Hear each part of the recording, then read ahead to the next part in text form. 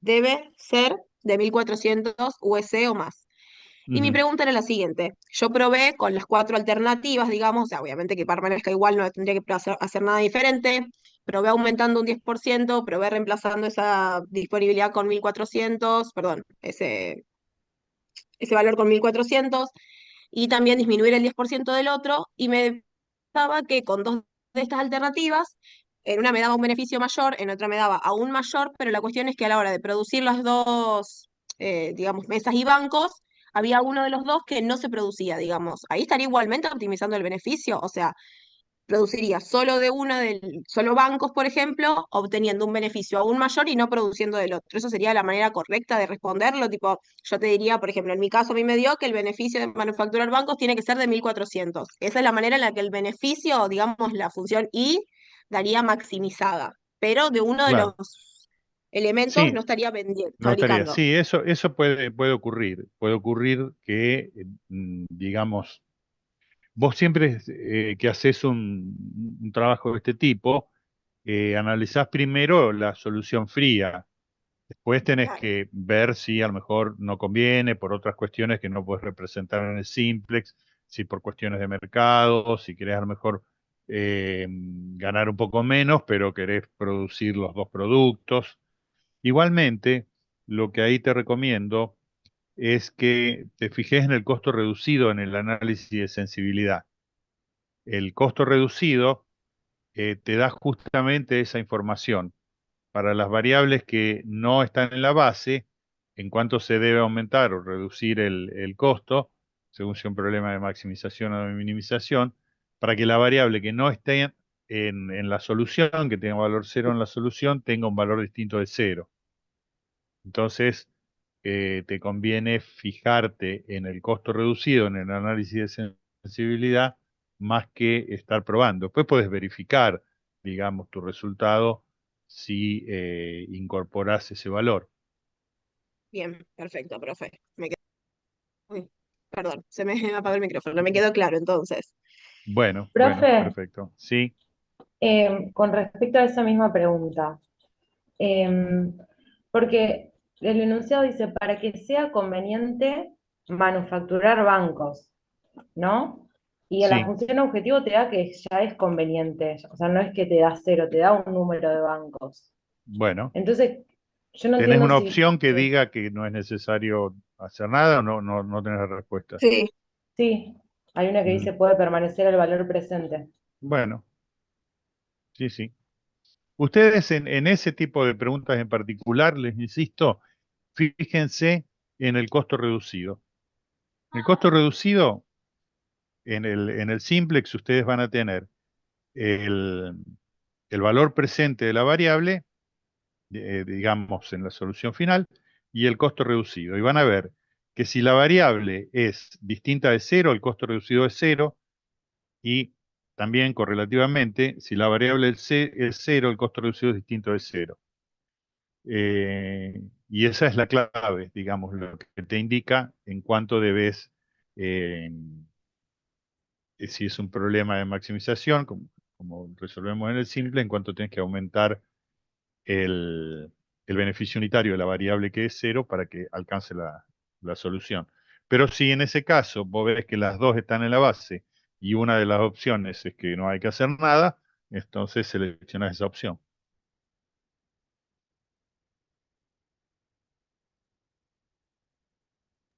¿Está Perfecto, bien? profe. Ya lo entendí. Perfecto, sí, sí. O sea que apunta a que si fuera cero, o sea, no estaría en la base esa variable, miremos cuánto es el costo reducido para que se pueda, como para que si pueda estar en la base, pueda ser conveniente, digamos. Claro, claro. Está, Eh, perfecto. y en el caso ese en el que todas las variables están en la base, entonces la opción es que no hay que hacer nada porque están todas en la base. Claro, ya se producen, digamos. Sí, recuerden siempre que cuando uno dice que una variable está en la base, lo que realmente significa es que esa variable es el coeficiente del vector que está en la base. Digamos, las bases son bases de vectores. Entonces, las variables que decimos que están en la base son las que indican cuáles son los vectores que están en la base. Las variables que tienen valor 0 indica que el vector asociado con esa variable no está en la base, y las que tienen valor distinto de 0 indica que el vector asociado con esa variable está en la base. Tanto las variables principales como las variables de relleno. Después fíjense eso. Claro, claro. Yo creo que a mí lo que me pasó fue que eso me mareó un poco la parte de que diga para que sea conveniente, como que esa frase fue la que Claro. me mareó un poco. Bueno, Gracias, profe. bueno, ¿otras preguntas? Profe, yo en cuanto al, viste que tenemos que responder preguntas en el EVA y subir un archivo. Sí. Bueno, en base al archivo, ¿la justificación es en todas las preguntas o solo en aquella que nosotros creamos que hay que justificar? No, no hace falta, digamos, que lo justifiquen en todas. Pasa esto. Puede ser que vos tengas una duda, como recién decía Hanna. En la pregunta 4, que decía estrictamente mayor, yo puse mayor igual o lo que fuera, y entonces eso lo aclarás y tenemos nosotros una herramienta para ver si en definitiva hubo algún problema, para ver qué fue lo que pasó. Y tal vez si hace falta, si corresponde, digamos, darla por buena a esa respuesta. O sea, básicamente aquellas cosas que ustedes se sientan mejor aclarándolas, eh, lo suben ahí, ¿no es cierto? Por ejemplo, si es un tema de análisis de sensibilidad y ustedes tienen que buscar la sensibilidad de X2 a cambios en la tercera disponibilidad, entonces pueden en la tabla final del simplex señalar, bueno, estoy eligiendo este numerito, que es el que me está indicando cuál es la sensibilidad de la primera variable a la segunda disponibilidad. Ese tipo de aclaraciones, de tal manera que si nosotros vemos que no corresponde, tengamos también un elemento para decir, bueno, a ver, acá qué pasó. Es decir, ese tipo más de aclaraciones que ustedes sientan que es necesario hacer. Bien, bien, perfecto, gracias. Muy bien. Y profe, perdón la molestia, tengo una última duda con respecto a Sí, este mismo tema del que estuve hablando recién, de los bancos, de las mesas y todo eso, sí. que también había una pregunta que decía, si se hace un banco más, tipo, ¿qué sucede con el beneficio? El beneficio aumenta en más de 320 USD, disminuye en más de 320 USD, el beneficio no cambia o el beneficio aumenta en menos de 320 USD. Ujú, Pero lo que hablábamos con un compañero, tratando de descifrar cuál era la respuesta correcta o cómo habría que hacer el pensamiento, digamos, detrás del ejercicio, nos dábamos cuenta como que, claro, si nosotros agregábamos una unidad más, de bancos habían producido 100 y de mesa 50. Si agregábamos una unidad más de bancos, lo que sucedía era que quedaba fuera de la región factible. ujú, Entonces, o sea, yo en mi cabeza lo que yo hice fue, en la función objetivo, reemplazar el X1, que serían los bancos en mi caso, con 101, reemplazar el X2 con 50 y ver qué sucedía con el beneficio, que en mi caso me daba como que aumentaba 1000 y pico. O sea, en mi ujú. caso me daba que el beneficio aumentaba en más de 320 US. Pero no estaba segura si está correcto decir eso, porque si el punto queda fuera de la región factible, como que ahí me hizo agua y no pude salir, Bueno, básicamente. habría que ver bien exactamente cómo quedó, pero ese es el tipo de cosas que correspondería aclarar, digamos. No queda claro ahí. Vos podés decir, bueno, hice esto, yo aumenté en el planteo del simplex eh, tal cosa, ¿no es cierto? Y encontré que la solución no es factible, aunque el beneficio aumentó, digamos, para que nosotros tengamos Bien, un elemento de, ya te digo, de juicio para ver en el contexto del problema qué fue lo que ocurrió. claro, pero o sea, en base a la situación que yo te comento, no estaría haciendo ninguna correcta de las respuestas.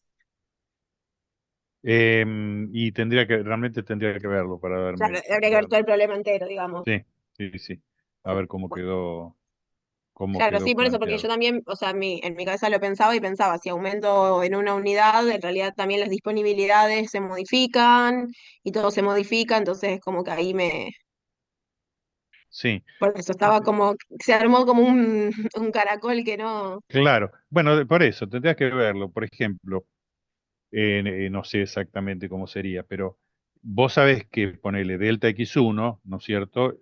Es igual al coeficiente de sensibilidad por delta Sí, B1, por ejemplo, o delta B2 o lo que fuera, ¿no? sí, sí. Entonces también si vos sabés que delta B1 es igual a 1, a través del análisis de sensibilidad podés ver cuál es el delta B2, ponele, y fijarte si ese delta B2 es factible o no. Claro, Pero ahí creo que merecería la aclaración que decíamos antes, ¿no? Que vos digas, bueno, o probé o calculé cuál sería el delta B para que el delta X me dé una unidad más y encontré que el delta B me da 5, pero en realidad 5 está fuera del límite de validez, por lo tanto, eh, bueno, le puse la respuesta en estas condiciones y eso a nosotros nos claro. permite ver qué pasó. Perfecto, profe, muchas gracias.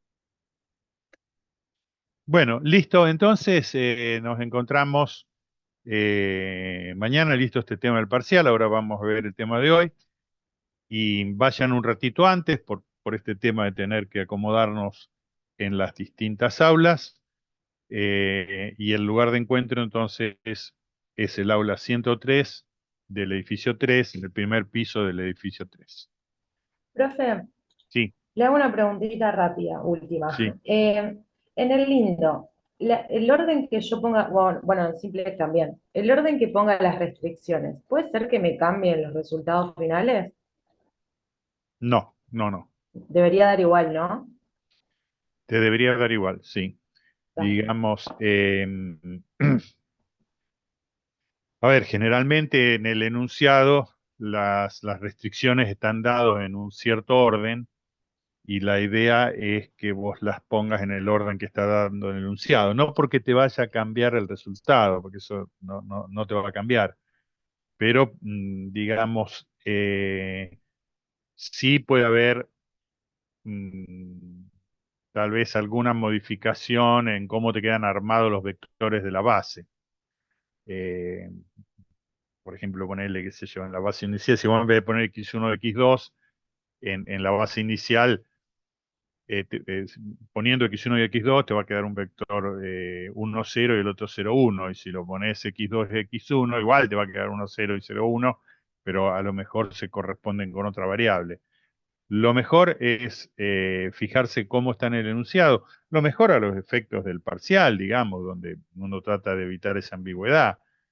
Eh, Después, si uno está resolviendo un problema real, no importa. Es ponerlo en el mismo orden que está en el enunciado. Está, listo, perfecto, gracias. Profe, Bien, sí, disculpa la última pregunta. Viste, en varios ejercicios de los preparciales preguntabas cuántas variables duales tenían un valor cero, nulo. sí. Variables, cuando que lo habíamos hablado también con Azul, que no llegamos a saberlo realmente, cuando vos te referías a variables, estamos hablando de las W y de las X, ¿o no? No a los slacks, a los sobrantes.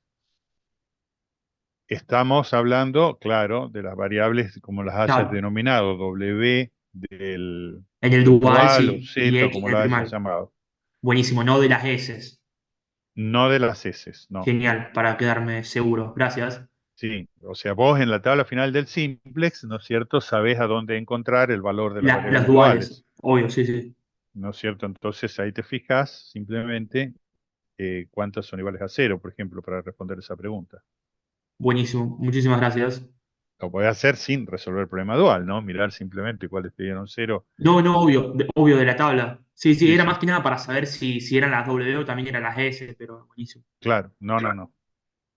Gracias, profe. Bueno. Bueno, entonces, igual si se le ocurre alguna otra cosa mientras estamos hablando de esto, me consultan, no hay problema. Profe, mañana a medida que Bien. llegamos, ¿nos ordenamos en el salón o cada comisión tiene su respectivo aula? Vamos a tratar de ubicarnos cada comisión en un aula diferente, pero a ver, puede ser que a lo mejor no entre toda una comisión, entonces algunos alumnos de una comisión tengan que trabajar con los de las otras. Eso lo vamos a tener que resolver un poco ahí en el momento que ocurra, según la disponibilidad que haya. Por eso les digo, vayan unos 15 minutitos antes, así podemos arrancar tranquilos, todos bien ubicados a las 15. Profe, ¿me puede volver a recordar dónde nos encontramos? Que no llegué a escuchar. Ah, perdona, ¿qué cosa? Mañana, ¿dónde nos encontramos? Mañana nos encontramos entonces en el edificio 3, en el primer piso, en el aula 103. Perfecto, gracias. Porque las otras comisiones, nosotros damos siempre clases en el edificio 3 y no sé, el otro día ustedes fueron al edificio 1, no sé en qué aula cuando hicimos el preparcial. En el Zoom es edificio 1, aula 2G, pero queremos estar todos en el edificio 3 en el primer piso.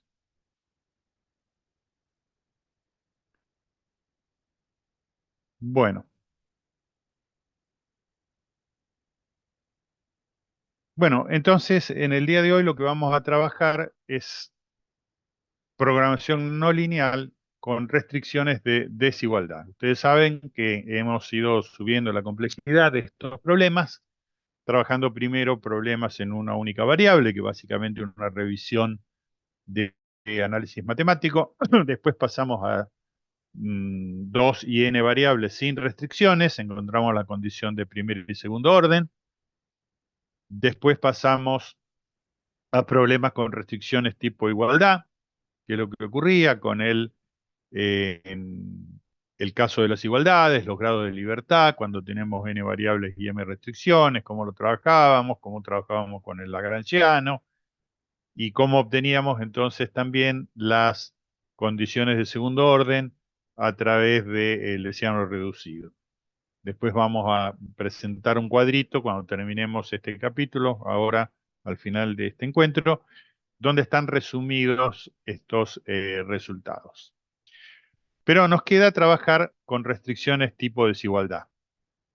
Lo que tiene de bueno las restricciones de tipo desigualdad es que vamos a trabajar con una intuición geométrica muy interesante, muy sencilla, y eso nos va a permitir obtener rápidamente las condiciones de primer y de segundo orden. Bueno, como siempre hacemos, entonces, arranquemos por ver un problema específico, ¿no es cierto? Como es este problemita que nos habíamos planteado ya en nuestro primer encuentro, el problema que denominamos el problema de la lata de arveja o en general de un tanque cilíndrico, donde lo que pretendemos es usar la menor cantidad de chapa para armar un recipiente cilíndrico. Entonces, para hacer eso, calculamos la superficie lateral del tanque cilíndrico y la superficie de las dos tapas y decimos, bueno, esta es la superficie que vamos a usar de chapa para armar el tanque. Lógicamente, como queremos usar la mínima cantidad de chapa, pero queremos que el tanque contenga un cierto volumen, vamos a pedir que el volumen del tanque sea mayor o igual que B0, que es el volumen deseado. Fíjense que acá está escrita esa restricción. Si ustedes pasan este término al lado derecho, se ve el cursor, ¿no? Sí. Eh, Van a estar diciendo que el volumen, ¿no es cierto?, tiene que ser mayor que B0. Pero siempre vamos a escribir en programación no lineal, cuando tengamos desigualdades, siempre las vamos a escribir como menor o igual que 0. Esa sería la forma canónica. Entonces, en general, en R2, y enseguida lo generalizamos a Rn, nuestro problema será el de minimizar o tal vez el de maximizar una función de dos variables en R2, de n variables en Rn, sujeta a una o más restricciones expresadas en forma implícita como menores o iguales que 0. Esta sería la forma, perdón, que le vamos a dar al problema. Entonces, en general, en Rn, tendremos la situación de optimizar un campo escalar, me he atragantado, sujeto a un grupo de M restricciones expresadas en forma implícita como menores o iguales que cero. Lo primero que notamos es que por ahora no nos va a preocupar, aunque sí nos va a preocupar después, los grados de libertad, porque los grados de libertad lo vamos a ir trabajando de una manera diferente al caso en que lo hicimos con las restricciones tipo igualdad. Recuerden que los grados de libertad era el número de variables menos el número de restricciones. Y tiene que ser siempre mayor o igual que cero. Es decir, no podíamos tener más restricciones que variables de decisión. Pero en principio no hace falta aclarar eso por la forma que tiene el algoritmo de resolución. Así que en general vamos a abordar este tipo de problemas. Vamos a usar estos tres grafiquitos para darnos cuenta de qué es lo que está pasando acá y ver, digamos, que el problema no es tan complejo, sino en realidad es bastante sencillo. Al igual que en programación lineal, como las restricciones son tipo de desigualdad, ahora estamos trabajando con regiones. Nuestra región será una región factible, lo mismo que en programación lineal, salvo que acá la geometría de esa región puede ser, digamos, básicamente cualquiera, aunque después vamos a hacer un comentario respecto de qué se entiende por una región convexa, que es el caso que en realidad vamos a abordar. Entonces, ¿qué es lo que puede ocurrir? Acá vamos a hacer esta analogía, ¿no es cierto? Supongamos, como hemos supuesto otras veces, que estamos buscando la parte más alta de la cúpula de una iglesia y estamos caminando sobre el piso de esa iglesia tratando de ver en qué momento estamos parados, digamos, en un lugar donde el techo alcanza la máxima altura. Bueno, en principio, si no tenemos restricciones, podemos caminar libremente, buscamos la altura del techo y nos paramos en el punto en que la cúpula tiene su máxima altura. Vamos a suponer ahora, sin embargo, que estamos confinados a tener que permanecer en una alfombrita verde, como está representado acá. Dependiendo de dónde caiga esa región factible, esa alfombra verde, en el piso de nuestra iglesia, podrán ocurrir básicamente y solamente tres cosas, dos de las cuales son muy similares. Podría ocurrir que ese punto donde el techo alcanza máxima altura estuviera en la zona interior de la región factible, en el medio de la alfombra, en cuyo caso no hay ningún problema, hemos encontrado el punto más alto de la cúpula dentro de la región factible. Fíjense que acá, a diferencia de programación lineal, los puntos interiores de la región factible pueden perfectamente ser solución. No hace falta que sean vértices ahora de la región factible porque la geometría es arbitraria. Este es un caso. El caso en que el óptimo sin restricciones, cuando yo camino totalmente libremente, caiga dentro de la alfombra roja en el que yo estoy parado. El caso B es muy similar, salvo que en vez de caer en la zona interior, cae justo en un punto de frontera. Acá, tal como lo revisábamos recién, como ustedes me hacían la consulta, este punto hace que la restricción sea estrictamente menor que cero y este caso hace que la restricción sea exactamente igual a cero. Porque una restricción tipo g de x menor o igual que cero significa que es o bien estrictamente menor que cero o bien exactamente igual a cero. En el tercer caso, ese punto más, donde el techo, digamos, está más alto, estaría fuera de mi región factible. Mi alfombrita verde está ubicada en un lugar donde no puedo llegar a pararme digamos, para alcanzar esta altura. Habrá alguna otra altura por acá que es también la máxima altura que puedo alcanzar, o la mínima, si sea el caso, cuando permanezco dentro de la región factible. Y evidentemente voy a caminar libremente tratando de acercarme hasta ese punto, hacia el óptimo no restringido, me chocaré con la frontera y en ese caso, entonces, estaré en la frontera. Cuando estamos en un punto interior, cuando la restricción es estrictamente menor que cero, se dice que la restricción no está activa. No está activa porque en el fondo quiere decir que me da lo mismo si la considero o no la considero, me da lo mismo si me hubieran dicho que tengo que satisfacer esa restricción que si no me lo hubieran dicho. Entonces, en estos dos casos, tanto en el caso A como,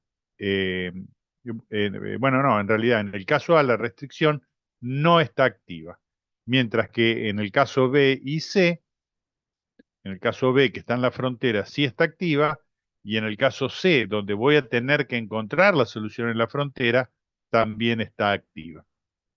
Acá está inactiva y en este caso está claramente activa.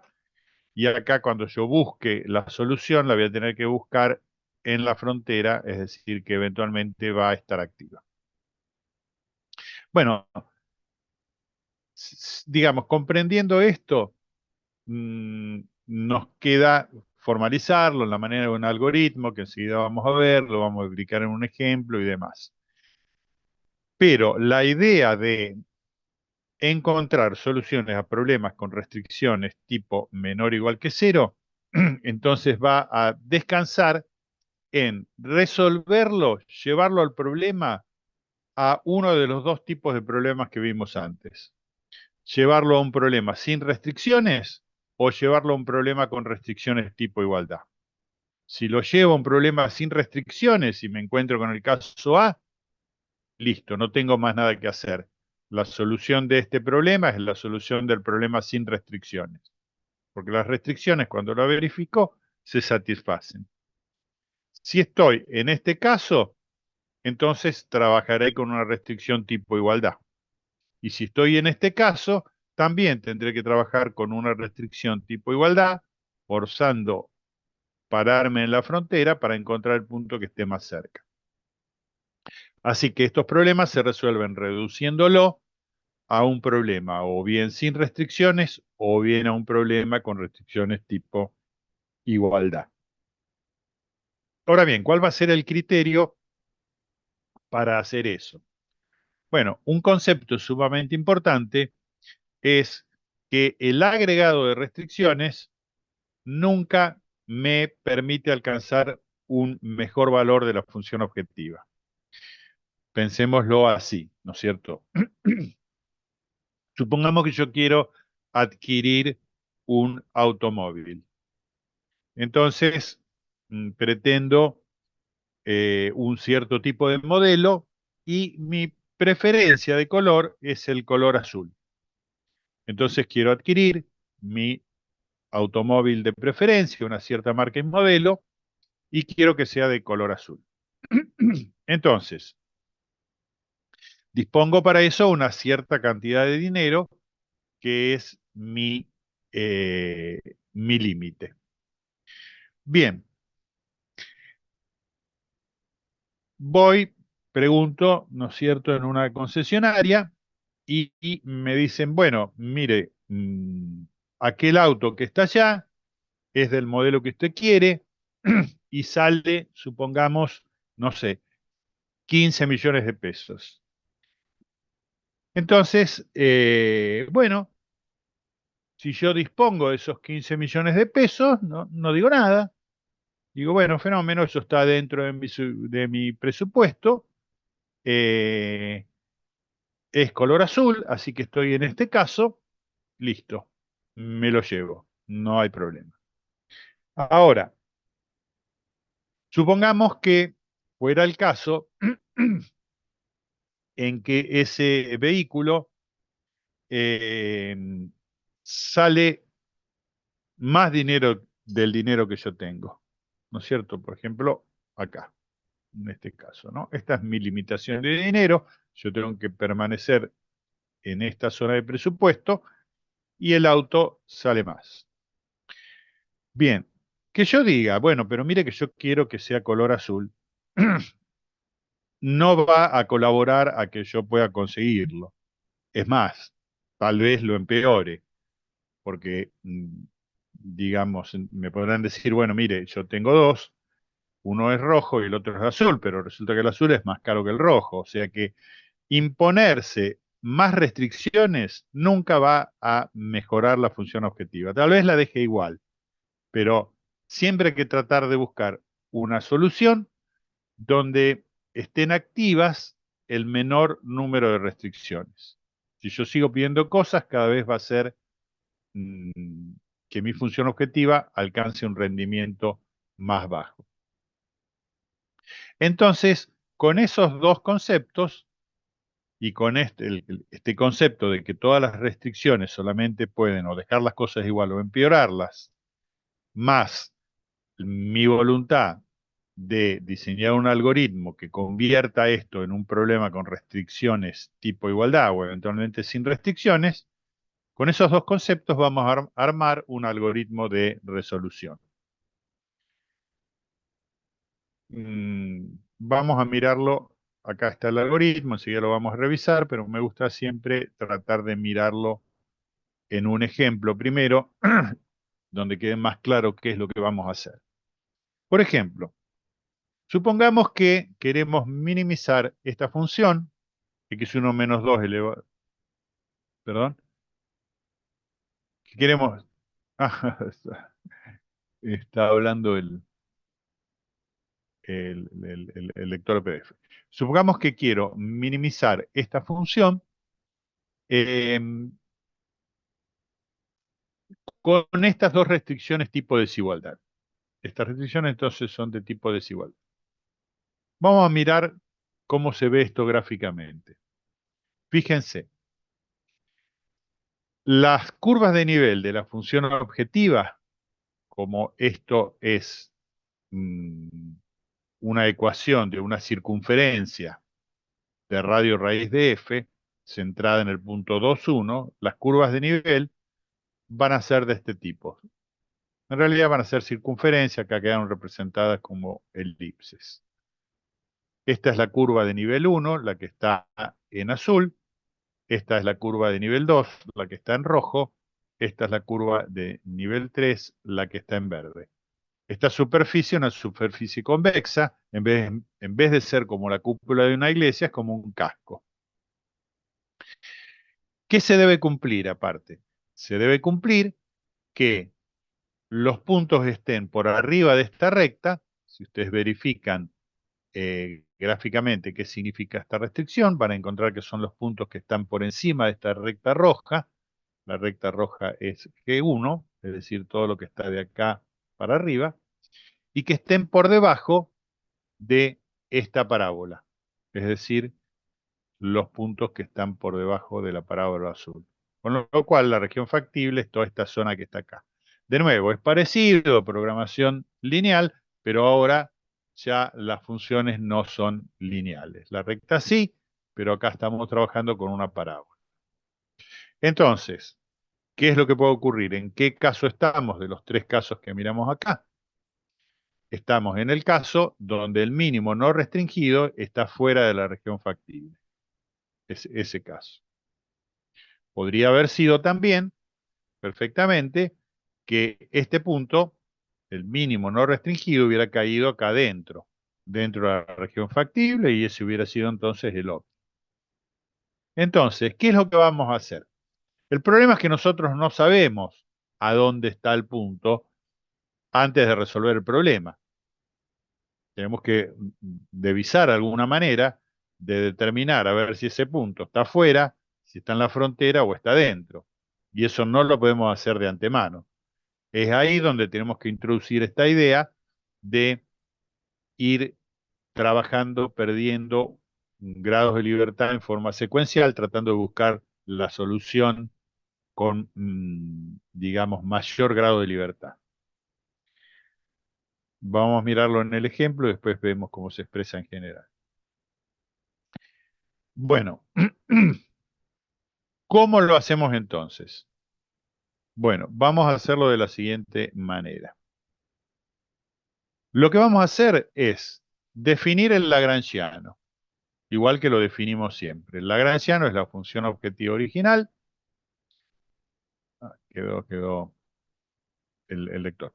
Más lambda 1 por la primera restricción, más lambda 2 por la segunda restricción.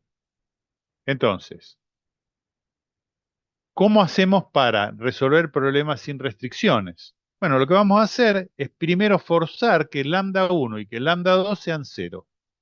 Si lambda 1 y lambda 2 son 0, toda esta parte no me aparece en el lagrangiano, y lo que tengo en el lagrangiano es solamente f, es decir, el problema sin restricciones.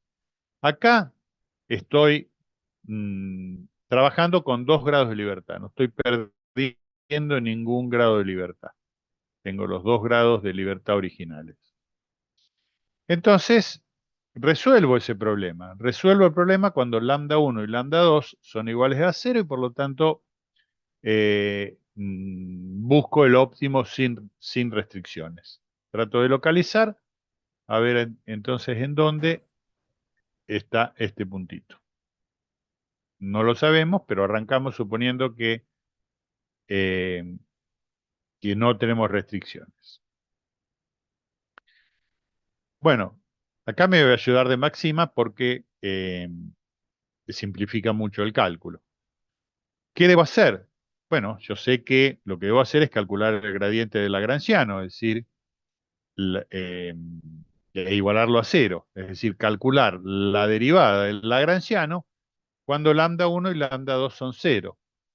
Fíjense, esto es cuando el lagrangiano tiene alfa 1 y alfa 2 igual a 0, calcular la derivada respecto de x1. Bueno, me da 2x1 menos 2. Y acá le digo, bueno, cuando el lagrangiano tiene lambda 1 y lambda 2 igual a 0, calcular la derivada respecto de x2. Y después le pido entonces que resuelva las dos primeras derivadas igual a 0 y me va a dar el punto 2, 1. Si lo miramos acá en la curva, me está dando el punto 2, 1. Acá. Si yo miro la curva, me doy cuenta que ese punto está fuera de la región factible. Pero ¿cómo lo hago analíticamente? Lo hago, si quieren, también acá es igual que en programación lineal, chequeando cuánto valen las restricciones en ese punto. Si las restricciones en ese punto son positivas, quiere decir que no se satisfacen, porque las restricciones deben indicar menor o igual que 0. Si yo pongo acá el punto 2, 1, ¿no es cierto? Me va a dar 2 por 2, 4, menos 1, 3, menos 1, 2. Pero 2 es un número positivo, no es menor que 0. Eso me indica que no se satisface esta restricción. Y si yo lo pongo acá, me va a dar 2 por 2, 4, más 1, 5, menos 2, 3. Un número positivo, es decir, que ninguna de las dos se satisface, ¿no es cierto? Cosa que aparte lo vemos también en el gráfico. ¿Por dónde quedó el gráfico? Si yo me fijo en el punto 2,1, ese punto 2,1 no está ni debajo de la parábola ni por encima de la recta. Es decir, que mi forma analítica de verificar si ese punto es un punto adecuado es evaluar las restricciones, ¿no es cierto?, en el punto que he encontrado. Acá vemos que una da 3 y que la otra da 2, como vimos recién. Por lo tanto, este punto debe ser descartado.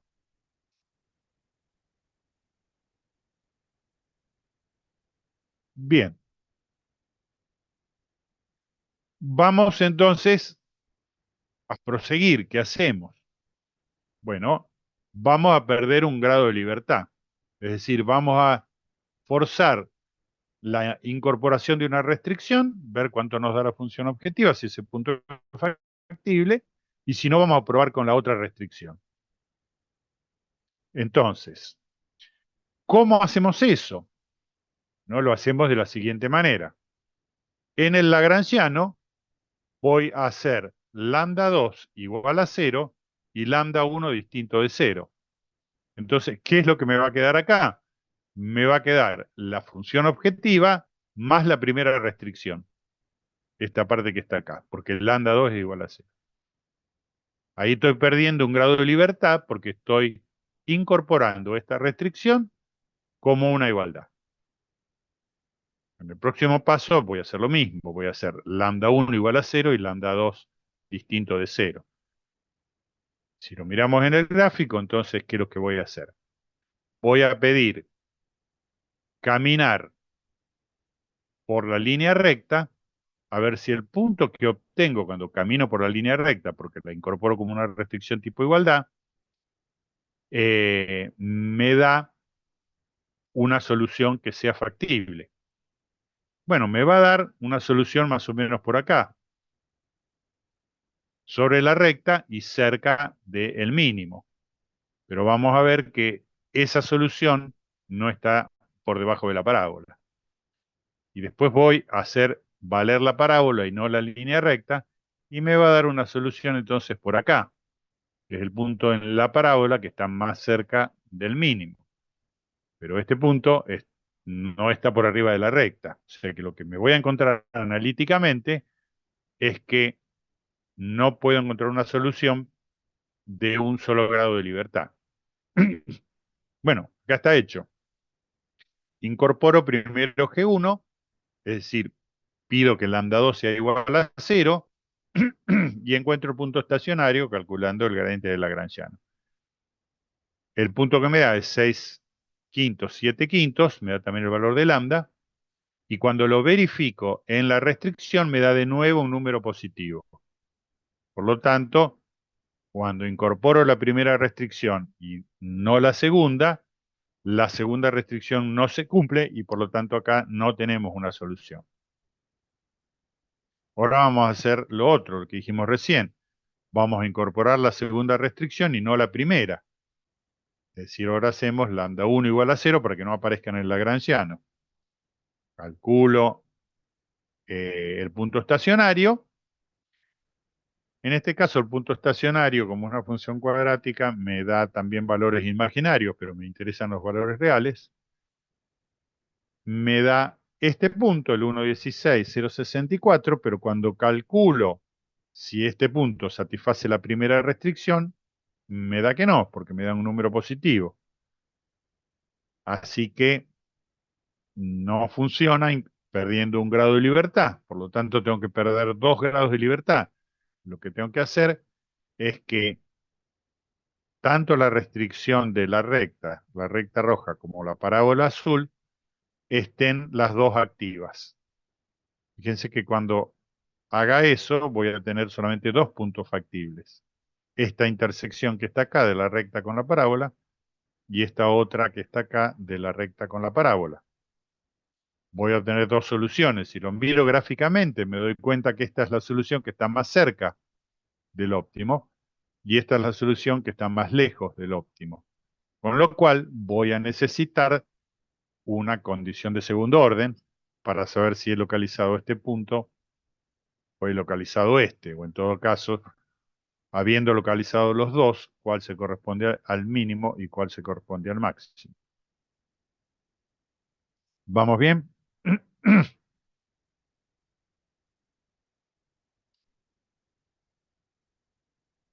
Bueno, acá incorporamos entonces las dos restricciones. En el lagrangiano son 4 variables, x1, x2, lambda 1 y lambda 2. Calculo todas las derivadas y obtengo efectivamente 2 puntos. El punto 1, 1 y el punto menos 3, 7. También me da los valores de los multiplicadores de Lagrange, que los tengo acá y cuyos valores van a ser muy importantes para nosotros cuando veamos la condición de segundo orden. ¿Dónde están estos puntos? El 1, 1 y dónde está el menos 3, 7. Bueno, lo miramos de nuevo en el gráfico. Acá está el punto 1, 1 y acá está el punto menos 3, 7. Uno va a ser un mínimo y otro va a ser un máximo, salvo que todavía no sabemos cómo determinarlo. Eso va a ser parte de la solución del segundo orden. Ahora bien, acá están entonces calculados. ¿Cómo se representa entonces este algoritmo? Se lo representa de la siguiente manera. Fíjense qué es lo que está ocurriendo acá. Vamos de nuevo a mirar el Lagrangiano. Primero, nosotros hicimos lambda 1 igual a 0 y lambda 2 igual a 0. Por lo tanto, el producto de lambda 1 por G1 es 0, porque lambda 1 es 0. Y lambda 2 por G2 es 0, porque lambda 2 es 0. Pero ese punto no nos dio un punto factible. Después dijimos, bueno, vamos a hacer lambda 1 distinto de 0, pero vamos a hacer G1 igual a 0. Es decir, vamos a resolver un problema como si fuera un problema con restricción tipo igualdad. Con restricción tipo igualdad, G1 es igual a 0. Entonces el producto de lambda 1 por G1 de nuevo es 0. Antes era 0 porque lambda 1 era 0 y G1 era distinto de 0. Y ahora es 0 porque lambda 1 es distinto de 0, pero entonces G es igual a 0. Y lo mismo ocurre con lambda 2. Primero lambda 2 era 0 y G era distinto de 0, pero el producto era 0. Y después cuando la incorporé, lambda 2 es distinto de 0, pero G2 sí es igual a 0. En conclusión, a lo que llegamos es que lambda por G, lambda I por GI, lambda 1 por G1, lambda 2 por G2, y así sucesivamente, siempre es 0. Esta condición se llama la primer condición de Kuhn-Tucker. Y lo que hace es resumir este algoritmo. Resumirlo diciendo, bueno, se tiene que cumplir la primera condición de Kuhn-Tucker, pero conservando la mayor cantidad de grados de libertad. Conservando la mayor cantidad de multiplicadores de Lagrange iguales a 0. Entonces, esta es la primera condición de Kuhn-Tucker. Acá está verificado que siempre lógicamente da 0. Y la condición de primer orden ahora se va a escribir, igual que en problemas con restricciones tipo igualdad, como gradiente de Lagrangiano igual a 0 y lambda I por G sub I igual a 0, para resumir nuestro algoritmo de resolución de pérdida sucesiva de un grado de libertad hasta encontrar la solución que tenga mayores grados de libertad. Bueno, acá están. Ustedes después pueden seguir este problema y por supuesto después van a ser problemas en la práctica. Vamos a abordar ahora la condición de segundo orden. A ver qué pasa con la condición de segundo orden. ¿Por qué hace falta la condición de segundo orden? Una vez más, bueno, nos hace falta porque lo que hemos localizado con la condición de primer orden son este punto y este punto. En el gráfico vemos que uno es un mínimo y otro es un máximo, pero necesitamos una respuesta analítica para saber cuál es cuál. Y esa es la condición de segundo orden. Bien, vamos a analizar entonces la condición de segundo orden. Bueno, estamos hasta acá, más o menos, con la condición de primer orden.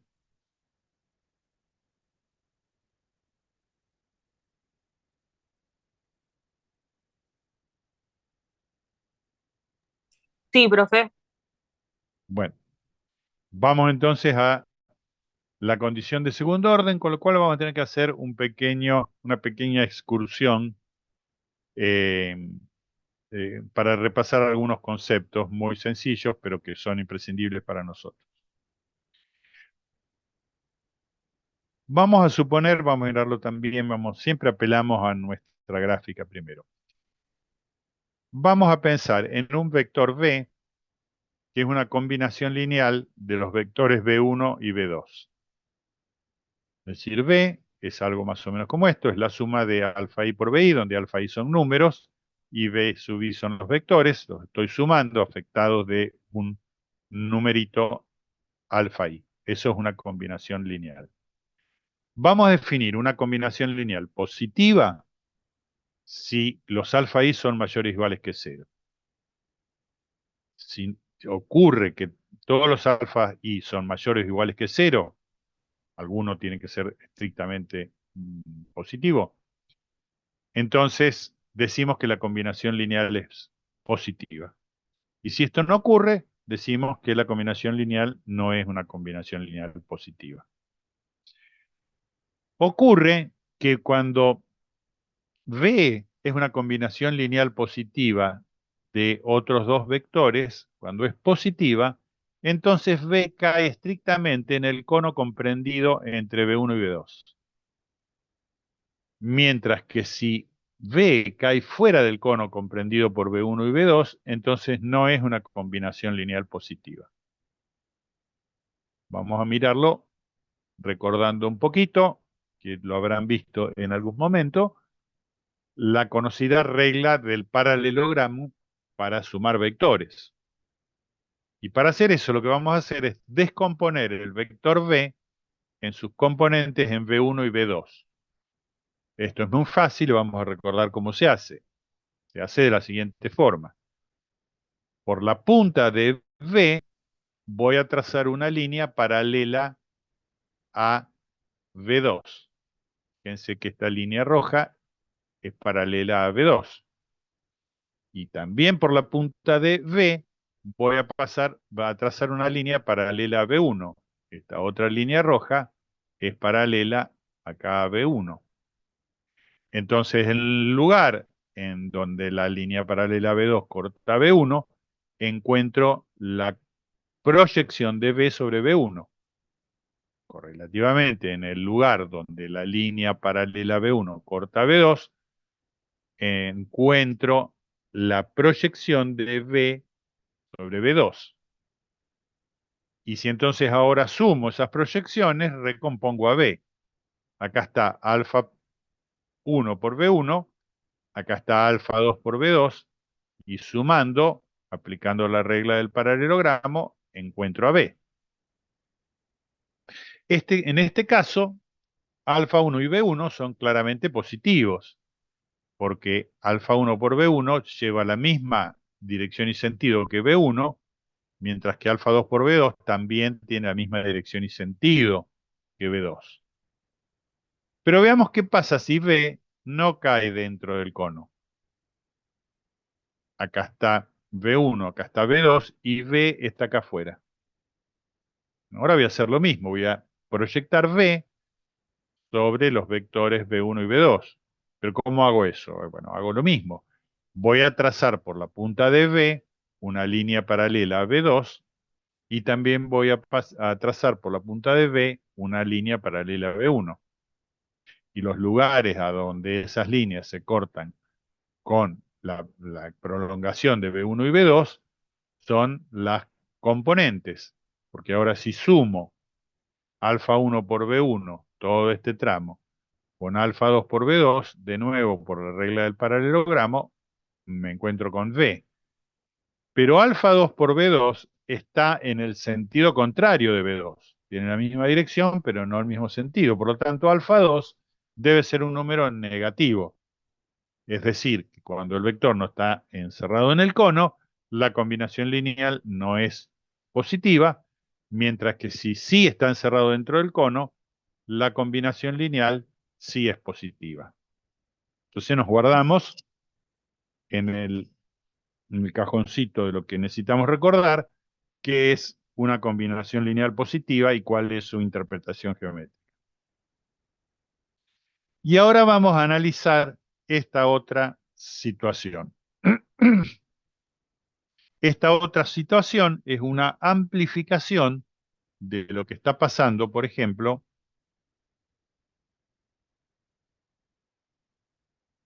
vamos al grafiquito anterior, es una amplificación de lo que está ocurriendo acá, lo que está ocurriendo en este punto. Y acá nosotros vemos gráficamente que este punto es un mínimo del problema con restricciones tipo desigualdad, porque es el que satisface las dos restricciones y está a mínima distancia del óptimo no restringido. También vemos que este es el máximo, está a máxima distancia del punto óptimo no restringido a la vez que satisface las dos restricciones. Entonces vamos a mirar acá de cerca para tratar de ver si es verdad y cómo lo determino analíticamente que este punto efectivamente es un mínimo para un problema como este, que es un problema con restricciones tipo desigualdad. Una amplificación de lo que ocurre ahí está entonces dada en este grafiquito que estábamos revisando. Es simplemente mirado esto de cerca. Ahora bien, X0 queremos ver si es el mínimo. Nosotros sabemos que el gradiente de una función, esto sé que ustedes lo han trabajado, el tema del gradiente, el método del gradiente, en alguna otra materia, que en cálculo numérico, el gradiente me indica el sentido de máximo crecimiento de una función y el gradiente negativo, por lo tanto, el sentido de máximo decrecimiento de una función. Es decir, que si yo me muevo para allá, la función va a ir decreciendo, porque estoy siguiendo la dirección del gradiente negativo, cosa que es evidente también, de nuevo, si lo miramos acá. Si yo a partir de acá me muevo hacia este lado, el gradiente, siguiendo la dirección del gradiente negativo, la función va a disminuir, salvo que no me puedo mover porque me salgo fuera de la región factible. Entonces la pregunta que nos hacemos es, ¿será este punto de intersección de las dos restricciones efectivamente el mínimo? Necesitamos ver si esto es así. Bueno, acá grafiqué también el gradiente de las restricciones, que es ortogonal, ¿no es cierto?, a cada una de las restricciones. El gradiente de G1 es ortogonal a la restricción G1 igual a 0, y el gradiente de G2 es ortogonal a la restricción gradiente de G2 igual a 0. Acá vamos a proponer que si el gradiente negativo es una combinación lineal positiva del gradiente de G1 y gradiente de G2, entonces este punto es un mínimo. Vamos a verlo esto de una manera muy sencilla. Por ejemplo, en este caso, fíjense que el gradiente negativo está comprendido entre el cono entre G1 y G2, es decir, que es una combinación lineal positiva, y por lo tanto este punto efectivamente va a ser un mínimo. ¿Por qué esto es así? Bueno, supongamos que no fuera así. Supongamos que no fuera así. Supongamos que el gradiente negativo, que indica el sentido de máximo decrecimiento de la función, no cae dentro del cono comprendido por el gradiente de G1 y el gradiente de G2, es decir, que no es una combinación lineal positiva del gradiente de G1 y del gradiente de G2. ¿Eso qué me va a decir? Si yo descompongo ahora de nuevo el gradiente negativo en las componentes del gradiente de G1 y del gradiente de G2, vemos que hay una componente del gradiente negativo que me indica hacia la zona interior de la región factible. ¿Esto qué quiere decir? La mejor manera de interpretarlo, a ver si lo podemos hacer de esta manera, es la siguiente. Supónganse que ustedes están bajando una montaña. Esa sería nuestro equivalente a querer minimizar una función. Estoy buscando el punto de menor altura. Supongamos que es de noche y que hay neblina. Por lo tanto, no estoy seguro para dónde caminar, pero sí dispongo de un gradientómetro, es decir, una especie de brújula que me indica el sentido de máximo de crecimiento de la función. Entonces, yo vengo bajando, supongamos que estoy mirando esto de arriba, yo vengo bajando porque vengo siguiendo la dirección de máximo de crecimiento de la función, ¿no es cierto? Es decir, estoy acá en la zona factible, me vengo moviendo por acá y llego a este punto. Entonces, no puedo seguir moviéndome en la dirección de máximo de crecimiento, no puedo seguir bajando la montaña en la dirección de máxima pendiente, porque si hago eso me salgo de la región factible. Pero encuentro, supongamos que la región factible está determinada, está limitada por estos dos alambrados que están en la montaña y que no los puedo atravesar. Entonces me pregunto, ¿habré llegado ya a lo más bajo que puedo llegar en esta montaña?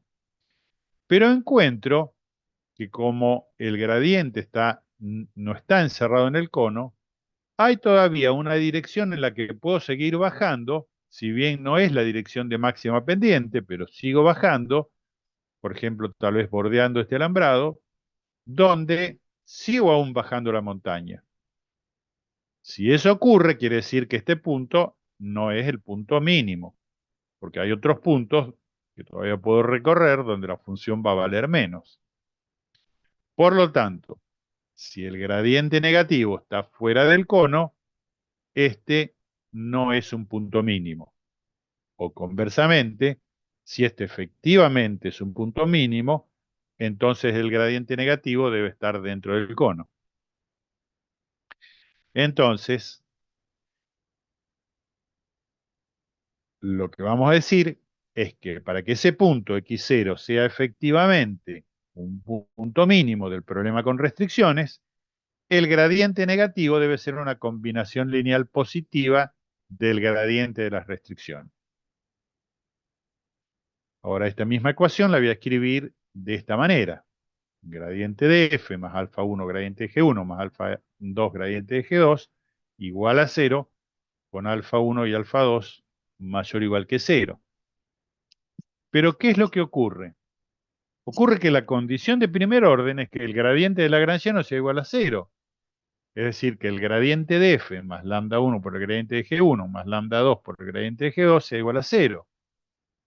Ahora bien, esta ecuación y esta ecuación, la que está marcada con asterisco y con doble asterisco, implican que lambda 1 tiene que ser igual a alfa 1 y que lambda 2 debe ser igual a alfa 2. Por lo tanto, lambda 1, que es igual a alfa 1, debe ser mayor o igual que 0, y lambda 2, que es igual a alfa 2, debe ser mayor o igual que 0. ¿Y eso qué significa?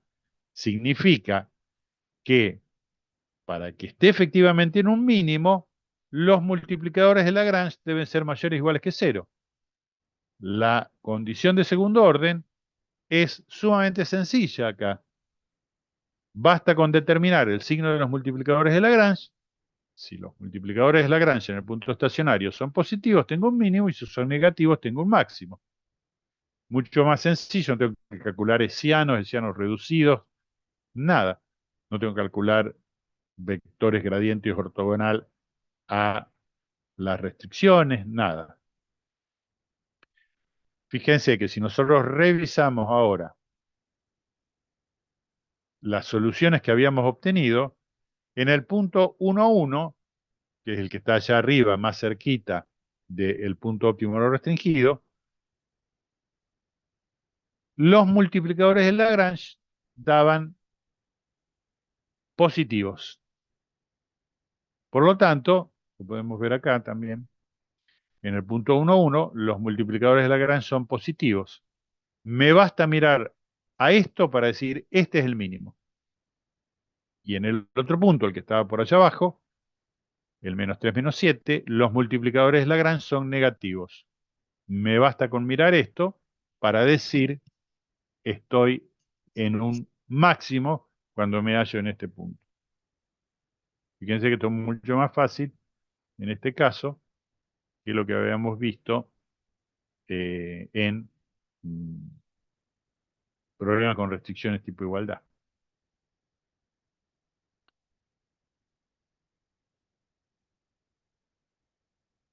Bueno, acá está la solución de Lingo, pero antes de mirar la solución de Lingo, les quiero mostrar esta tabla resumen para que ustedes la tengan siempre, digamos, presente. ¿No? Y agrandamos un poquito.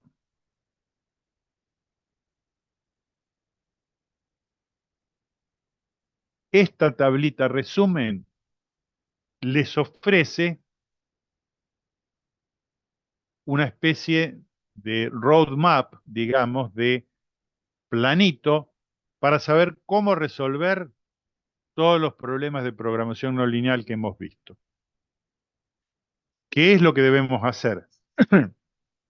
Concretamente, es plantear nuestro problema, fijarnos si el problema no tiene restricciones, si el problema tiene restricciones tipo igualdad, si el problema tiene restricciones tipo desigualdad, o si el problema tiene restricciones mixtas, es decir, algunas tipo de igualdad y otras tipo de desigualdad.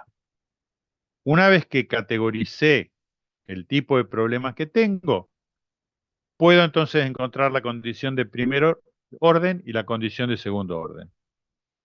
Para problemas sin restricciones, la condición de primer orden sabemos que es el gradiente de f en x0 igual a 0, y la condición de segundo orden depende del signo de Lesiano, como siempre si es positivo es un mínimo, si es negativo es un máximo, y si a veces es positivo y a veces es negativo, si no tiene signo definido, habrá un punto de ensilladura. Si el problema tiene restricciones tipo igualdad, ¿qué hago? Armo el lagrangiano. ¿Y cuáles son las condiciones? Que el gradiente de lagrangiano sea igual a 0. Va a ocurrir automáticamente que se satisface la ecuación de Kuhn-Tucker porque todas las g son iguales a 0, pero la ponemos en K. ¿Y cómo sé si se trata de un máximo o un mínimo? Bueno, tengo que calcular el hessiano reducido z, y si el hessiano reducido es positivo tengo un mínimo, si es negativo tengo un máximo, y si no un punto de ensilladura. Siempre es lo mismo, el tema del signo. Si el problema tiene restricciones tipo desigualdad, bueno, es lo mismo. Calculo el lagrangiano y verifico, perdiendo la menor cantidad de grados de libertad, que lambda i por g sub i sea igual a 0. Mismas condiciones anteriores, pero la interpretación de la primera condición de Kuhn-Tucker es diferente. ¿Cómo sé si es un máximo o un mínimo? Si los multiplicadores de Lagrange son positivos, tengo un mínimo. Si son negativos, tengo un máximo. Y si algunos son positivos y otros negativos, tengo un punto de ensilladura. Esto es lo que se llama la segunda condición de Kuhn-Tucker. Y si los problemas tienen restricciones mixtas, es decir, algunas son igualdad y otras desigualdad, entonces aplico estas condiciones a las que tienen, a las que son tipo igualdad, y estas a las que son tipo desigualdad. Esta es entonces la tablita resumen que, por un lado, necesitamos para resolver prácticamente los problemas, pero por otro lado, también hemos analizado el por qué. Como siempre decimos, no hemos visto solamente cómo hacerlo, sino por qué lo hacemos de la manera que lo hacemos. Bueno, y finalmente entonces, revisamos una vez más cómo se resuelve Lingo. Lingo es un programa que utiliza el método del gradiente, que también entiendo que ustedes lo han visto en cálculo numérico, para resolver este tipo de problemas. Es un método de gradiente modificado para incorporar restricciones. Entonces simplemente cargamos, bueno, sale volando. Bueno, entonces cargamos nuestra función, cargamos las restricciones, le pedimos a Lindo que lo resuelva, Lindo nos dice, bueno, encontré un óptimo, el valor objetivo es 1, todas las restricciones se satisfacen, o sea que no hay infactibilidades. Le llevó 7 pasos al método del gradiente, ustedes saben que es un método iterativo. En mi máquina tardó 62 segundos, 620 milisegundos. El modelo es convexo cuadrático, ¿no es cierto? Porque se trata de minimizar un casco es una superficie convexa. El tipo de modelo es de programación cuadrática, quadratic programming. La cantidad de variables son 2, x1 y x2. Dos variables no lineales, porque intervienen en forma lineal las dos, no lineal las dos. No hay variables enteras. Hay tres restricciones, porque considera la función objetiva como si fuera una restricción, de las cuales dos son no lineales, la función objetiva y la restricción cuadrática. Estos son otros parámetros internos.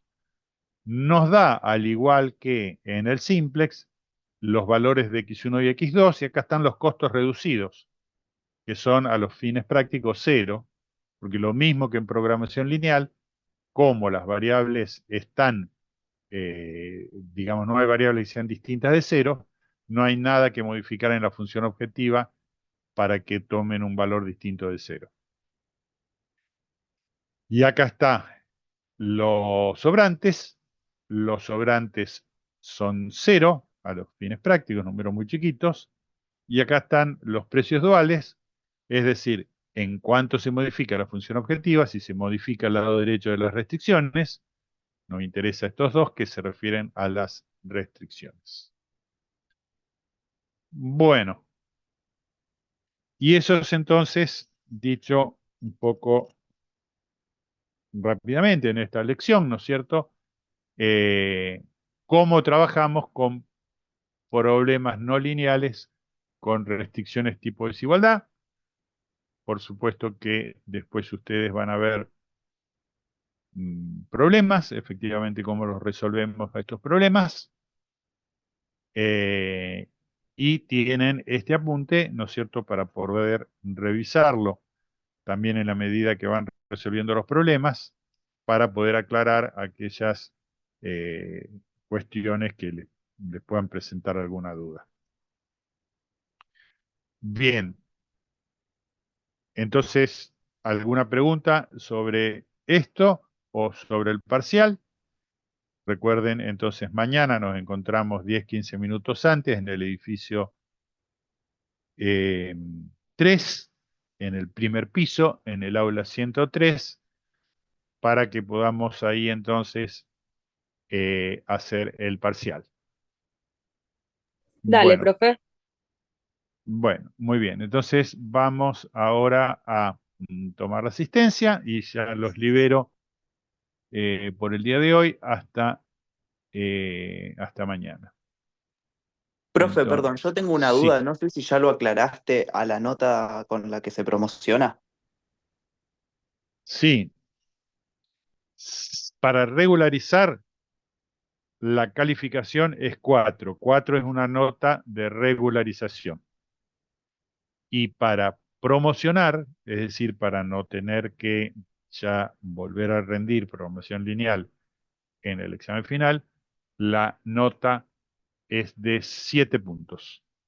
7 puntos para promocionar y 4 puntos para aprobar. Excelente, profe, gracias. Muy bien. Vamos al sistema guaraní. Entonces, guaraní, vamos a la parte de acá de clases. Enseguida compartimos.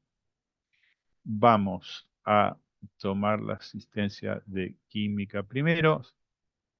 Y esto corresponde entonces al miércoles 15.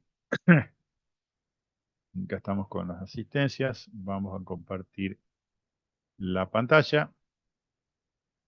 Y por favor, si ustedes me avisan si algún compañero dejó el presente